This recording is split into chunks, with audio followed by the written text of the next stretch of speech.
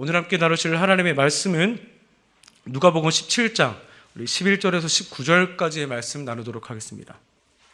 누가복음 17장 11절에서 19절입니다. 제가 가지고 있는 성경은 신약성경 124면에 있습니다.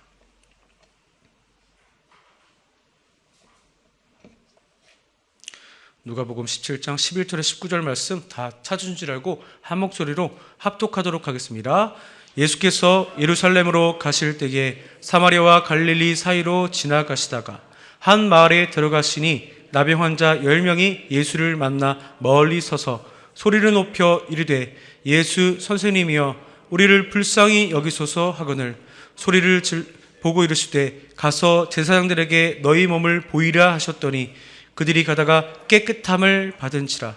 그 중에 한 사람이 자기가 나은 것을 보고 큰 소리로 하나님께 영광을 돌리며 돌아와 예수의 발 아래 엎드려 감사하니 그는 사마리아 사람이라. 예수께서 대답하여 이르시되 10사람이 다 깨끗함을 받지 아니하였느냐? 그 9은 어디 있느냐? 이 이방인 외에는 하나님께 영광을 돌리러 돌아온 자가 없느냐 하시고 그에게 이르시되 일어나 가라 내 믿음이 너를 구원하였느니라 하시더라. 아멘. 오늘 함께 나누실 말씀의 제목은요, 잊지 않아야 하는 것이라는 제목으로 함께 말씀을 나누도록 하겠습니다. 다 같이 따라해 볼까요? 잊지 않아야 하는 것. 사랑하는 성도 여러분, 오늘도 겸손하게 우리 하나님께 예배드리심으로 하루를 시작하기로 결심한 여러분들의 삶 속에 하나님의 놀라우신 은혜와 축복이 함께 하시기를 바랍니다. 자, 오늘의 시간 오른손을 나의 가슴에 손을 얹고 함께 입술로 선포해 보도록 하겠습니다. 오늘도 예수님 안에서 나에게 반드시 좋은 일이 일어납니다. 오늘도 예수님 안에서 나는 기도로 승리합니다. 오늘도 예수님 안에서 나는 성령 충만합니다. 네, 여러분들의 입술의 고백들을 믿습니다.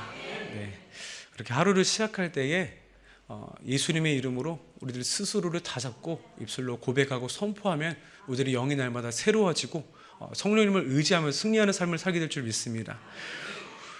오늘 본문을 보면요, 예루살렘에 예수님께서 가시는 길이셨습니다. 사마리아와 갈릴리 사이를 지나가시다가 한 마을에 들어가시는데 이때에 예수님께서 10명의 나병 환자들을 만나게 되십니다.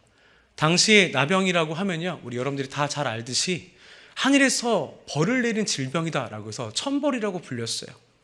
하늘의 저주를 받았다라고 하는 불치의 병이었습니다.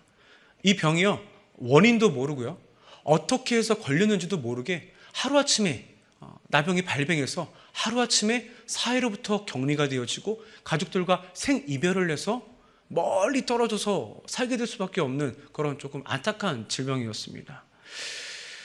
이 나병 환자는요, 사람들과 늘 100m 거리, 약 30m에서 50m 거리 정도를 떨어져서 다녀야 됐어요. 그러니까 자신의 존재를 늘 밝혔어야 됩니다.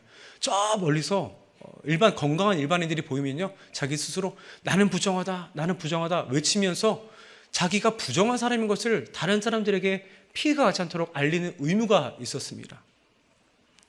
그런 나병 환자와 예수님이 이제 100보의 거리를 두고, 약 100보의 거리를 두고 마주치게 된 것입니다. 저 멀리서 나병 환자들이 예수님을 발견했고 예수님도 그들을 발견했습니다. 나병 환자의 입술에서 어떤 말이 나와야 됐을까요? 나는 부정하다, 나는 부정하다라는 말이 나왔어야 됐는데, 그와 다르게 이 나병 환자들에서 신앙의 고백처럼 13절을 보면은 예수 선생님이여 우리를 불쌍히 여기소서 하면서 나는 부정하다라고 자신의 부정을 알리는 대신에 예수님 나를 좀 긍휼히 여겨주세요 라고 하는 간절한 부르짖음을 외치게 됩니다. 이들이 왜 이런 말을 내뱉게 되었을까요? 왜 평소와도 같이 나는 부정하다라고 외치지 않고 예수님을 발견하자마자 소리를 목전껏 내면서 예수님 나를 불쌍히 여겨 주시옵소서, 우리를 좀 불쌍히 여겨 주시옵소서 라고 외쳤을까요? 이들의 심령에는요, 예수님이라고 한다면 자신들의 나병을 고칠 수 있겠다라고 하는 막연한 믿음이 있었기 때문입니다. 그렇기 때문에 평소와도 같이 자신의 부정함을 외치는 것이 아니라 예수님 나를 좀 고쳐주세요, 나를 좀 살려주세요, 나의 질병을 고쳐주셔서 깨끗하게 씻어주세요. 라고 하는 간절한 심령으로 예수님께 그렇게 부르짖었던 것입니다. 이 나병 환자의 마음을 여러분들 얼마나 이해하시는지는 모르겠습니다. 원인도 알 수 없고 발병의 그런 근원도 알 수 없습니다. 하루아침에 몸에 이상이 생겨서 알아보니까 나병이라고 판정을 받고 사흘부터 격리가 되어지는 거예요. 몸이 썩어져 가는데 서서히 고통은 느껴지지 않습니다. 근데 이 육신의 고통보다요, 육신이 떨어져 나가고 썩어가는 고통보다 이들을 더 괴롭게 했던 거는 사흘부터의 격리, 가족들과의 생이별, 다시는 보지 못할, 언제 곧 발견할 수 있을까라고 하는 막연한 그리움, 이런 외로움과 그리움이 이들을 더 고통스럽게 했습니다. 이들은 이렇게 생각하지 않았을까요?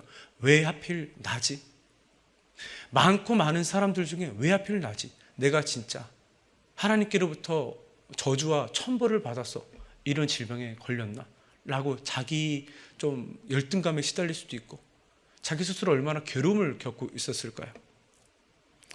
우리는요, 얼마 전까지만 하더라도, 몇 년 전까지만 하더라도 코로나로 인한 어려움들을 겪게 되었습니다. 여러분들 모두 대부분 경험하셨듯이 코로나라고 이게 판정을 받으면 마음이 어떻습니까? 괜히 건강한 사람도 당신 코로나입니다 라고 하면은 괜히 마음에 덜컥이란 마음과 이제 나 어떡하지라고 하는 두려움에 휩싸이잖아요. 그리고 어떻습니까? 밖에 돌아다니지 마세요 라고 집안에 격리가 되어집니다. 격리가 되어지고 이것이 다 치료받을 때까지 그 누구도 만날 수가 없어요. 그냥 가끔씩 이제 구청에서 오는 안부 전화라든지 이런 것들이 들려지게 되고 그 누구와 함께 교제할 수도 없는 외로움 가운데 코로나를 보내지 않았습니까? 또 코로나 양성 판정을 받으면요, 교회 안에서도 때때로는 죄인 취급을 받았어요.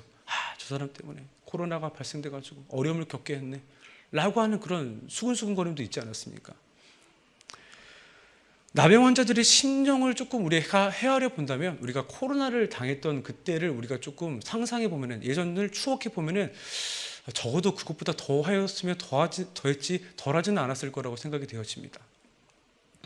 고통과 외로움 그리고 어려움 가운데 살아가다가 이들은요, 구원의 빛 예수님을 만나게 된 것입니다. 이들의 일생에는요, 그 어려움 시기에는요, 그때가 유일한 빛이었어요. 기회이자 소망이었어요. 그러니까 예수님이 발견했는데 어떻게 소리를 질렀겠어요? 목청껏 소리 질러 예수님께 부르짖은 거예요. 예수님, 예수 선생님이요. 오늘 본문은 예수 선생님이라고 나오잖아요. 예수 선생님이요, 우리를 불쌍히 여겨 주시옵소서. 10명의 나병 환자들의 외침 가운데 예수님께서는 이들을 외면하지 않으셨습니다. 오늘 저는 잊지 않아야 되는 것이라는 제목으로 두 가지 은혜를 함께 나누도록 하겠습니다. 첫 번째는 질병과 고통을 외면하지 않으시는 예수님을 여러분들 꼭 기억하시기 바랍니다. 따라해 볼까요? 질병과 고통을 외면하지 않으시는 예수님을 잊지 않아야 됩니다. 우리가 때때로 예수님께 기도를 드리며 응답을 기다릴 때가 너무나 많이 있습니다.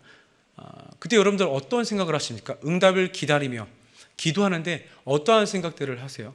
제가 지난주에 교회학교 고등부 학생들을 인터뷰할 일이 있어서 인터뷰를 했는데요, 이 학생들 중에 대다수가 요새 하나님께서 학생들을 생각하면 어떤 생각이 좀 드실까요? 라고 하는 질문을 해봤어요. 하나님께서 너희들을 바라봤을 때 어떤 생각을 할 것 같니? 라고 하니까 이 친구들이 뭐라고 대답한지 아세요?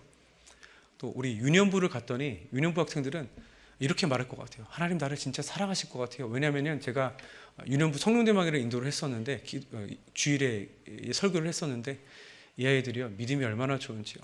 세상에서 가장 귀중한 보물이 뭐야? 보물 1호가 뭐야? 라고 했더니 얘네들 입술에서 뭐가 나온지 아세요? 성경책이요, 하나님이요, 예수님이요, 우리 가족이요, 이렇게 말을 하는 거예요. 근데 저는 그 강단 앞에서 얼마 전에 구입한 이 갤럭시 탭이 가장 보물 1호라고 했는데 너무나 부끄러운 거예요. 아이들 입술에 그런 고백이 나온 거예요. 그런데 우리 고등부 학생들은 이제 좀 머리가 크고 사춘기를 또 지나왔고 그 성인을 맞이하니까 그런지 모르겠는데 얘네들 입술에서 뭐라고 나오냐면은 예수님 나를 별로 안 좋아하실 것 같은데요. 이유가 뭔지 아세요? 목사님, 저희들이 평소에 필요할 때만 예수님께 기도하고요. 어떻게 교회는 나오는데 내가 자발적으로 기뻐서 나오는 것 같지가 않아서 너무 하나님께 미안해서 하나님도 나를 그렇게 좋아하시진 않을 것 같아요. 이렇게 말을 하는 거예요. 그러니까 이 아이들의 기도 속에 뭐가 있겠습니까?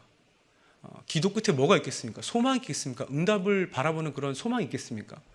그냥 내 기도가 응답이 될까라고 의심이 있겠죠. 여러분들 마음속에는 어떻습니까? 기도 드릴 때 혹여라도 내가 착하게 살지 않아서 나는 기도를 그렇게 간절히 하는 것 같지 않은데 예수님 나의 기도에 응답해 주실까라고 하는 막연한 그런 생각들이 드세요. 그러니까 우리는 기도를 할 때 우리가 무엇을 해야만 우리가 어떤 것을 이루어야만 하나님께서 우리들에게 기뻐하시면서 응답하실 거라고 생각들을 하곤 합니다. 그런데요, 이 나베 형제들의 삶을 보세요. 이들이 예수님 보시기에 거룩한 삶을 살았을까요? 뭔가 좀 다른 삶을 살아갔을까요? 저는 그렇지 않다라고 봅니다. 이들은요, 그냥 일반 사람들과 똑같이 살아왔어요. 특별할 것 없는. 그런데 이들이 달랐던 점은 그거예요. 자신의 질병들을 가지고 그저 예수님께 간절히 목 놓아 부르짖었다라는 거.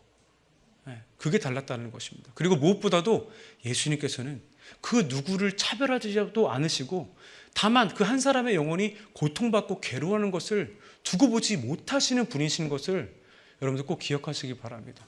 예수님은 그런 분이시거든요. 그냥 사람을 재고 판단하고 그러니까 어떤 기준을 들어서 사랑하시는 분이 아니라 그저 한 영혼이 고통스러워하고 신음하고 있다고 한다면은 그 영혼을 위해서 어떻게 하면 도와줄 수 있을까? 어떻게 하면 그 영혼의 신음소리와 고통을 덜어줄 수 있을까? 오히려 고민하면 고민했지 오히려 정지하거나 판단하거나 너가 착하게 살았니? 기도 열심히 했니? 이렇게 살았니? 저렇게 살았니? 라고 계산하지 않으시는 분이라는 것입니다. 여러분 이것을 꼭 기억했으면 좋겠습니다. 예수님은요 우리를 바라봤을 때 가장 먼저 긍휼히 여기시고 자비를 베풀으시는 좋으신 하나님이시라는 사실을 꼭 기억하시기를 예수님의 이름으로 축복합니다. 우리 두 번째 미라, 겸손과 감사를 잊지 않아야 됩니다. 우리가 다 알듯이 나병 환자는 몇 명이었어요? 10명이었어요. 그런데 예수님께 감사하다고 나온 이는 몇 명이었어요? 1명이었어요. 게다가 어떤 사람이었습니까? 사마리아인이었어요. 당시에 굉장히 차별받고 홀대받았던 그런 사람이었던 사마리아인이 유일하게 예수님께 나와서 자신의 질병이 치료받음을 감사하고 꿇어 엎드려서 감사를 고백했다라고 성경은 기록을 하고 있습니다.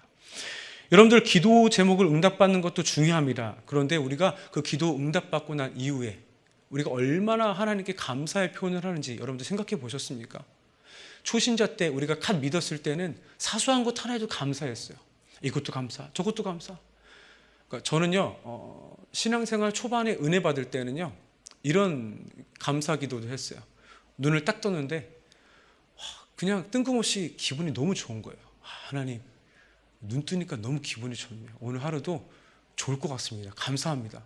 그리고 옷을 딱 입고 학교를 가는데 바람이 서늘하게 싹 불고 하늘이 맑고 새소리가 짹짹짹 소리 들리고 경쾌하게 발걸음 거는데 그게 너무 행복한 거예요. 그래서 하나님 오늘 하루도 너무 밝고 기분이 좋네요. 제게 이런 좋은 날을 주셔서 감사합니다. 이렇게까지 기도를 해봤거든요. 근데 신앙생활이 10년 지나니까 무뎌지잖아요. 제가 요새 아침에 일어나면 감사를 할까요? 안 할까요? 부끄럽게도 감사하는 날이 많이 없는 것 같아요. 그냥 정신없이 씻고 이제 준비해서 출근하기 바쁘고 그냥 정신없이 살아가는 것 같아요. 근데 여러분들은 어떻습니까? 정말 사소한 것 하나에 감사해 본 날이 언제인지 기억해 보시기 바랍니다. 그때는 우리들의 신앙이 어땠는지 기억해 보시기 바랍니다. 병 고침은 몇 명이 병 고침을 받았습니다. 근데 감사하러 나온 이는 1명이었어요. 택함받은 이스라엘 백성도 하나님께 그저 택함받아서 선민이 되었다는 사실을 처음부터 그러지 않았을 겁니다. 처음에는 너무 감사하고 기뻤을 거예요. 그런데 점차 이것이 권리가 되고 누릴 것이 되니까 그것에 감사하지 못했어요. 그러니까 이스라엘 백성들이 사소한 것 하나에 감사하지 못하고 늘 했던 것이 무엇입니까? 불평하고 머멍하고 자기 신세를 한탄하고 세상 것과 비교하는 삶을 살았잖아요. 근데 구약 때와 신약을 지나서 오늘날도 다르지 않습니다. 우리들은 어떻습니까? 이게 왜 느는지 예수 그리스도를 통하여서 구원받았어요. 여러분들 그거 아세요? 똑같은 복음을 들어도요, 어떤 사람은 이 예수님을 믿을 수 있는 그런 마음의 가짐이 준비된 반면에 어떤 사람들은요, 정말 지독히도 이 예수님 복음을 믿지 않은 사람들이 있어요. 같은 복음을 듣는데 두 사람을 놓고 예수 그리스도의 복음을 전하잖아요. 근데 어떤 사람은 복음을 받아들이고 어떤 사람은 끝까지도 지독히도 고집스럽게 나는 안 믿어 라고 고집스럽게 거부하는 사람들이 있다라는 겁니다. 구원은 하나님께 달려있는 거예요. 근데 그 중에서 여러분들, 우리가 택함받고 예수님의 이름을 어느 순간 믿게 되어서 구주를 영접하고 하나님을 섬기는 신앙의 삶을 살아가고 있잖아요. 이것 자체가 놀라운 은혜라는 사실입니다. 그런 우리들의 삶을 하나님께서 그냥 두고 보고 방치하시는 것이 아니라 우리들의 삶을 아끼고 보듬고 가꾸어 나가고 우리에게 필요한 보혜사를 보내주시면서 힘들고 어렵고 척박한 이 땅에 믿음으로 살아갈 수 있도록 도우실 수 있는 예수의 영이신 보혜사를 우리들이 보내셨다라는 것입니다. 그렇게 우리는 외롭지 않고 힘들지 않을 수 있습니다. 왜? 우리와 성령님이 함께하고 계시니까요. 어떤 사람은요 1%의 가능성이 불평합니다. 어떤 사람은요 1%의 가능성이 감사합니다. 우리 신앙인들은요 1% 때문에 불평하는 사람들이 아니라 1% 때문에 감사하는 삶을 살아가야 될 줄 믿습니다. 10가지 중에 9가지가 안 되더라도, 낙마하고 실망하고 넘어지고 실패할지라도, 10가지 중에 9가지가 나를 힘들게 할지라도 한 가지가 나를 기쁘게 한다라고 한다면, 한 가지가 내게 응답으로 다가왔다라고 한다면 그것으로 예수님께 나와서 감사할 수 있는 저와 여러분들이 되시기를 예수님의 이름으로 축복합니다. 그렇기에 오늘의 우리들의 삶은 소망이 있습니다.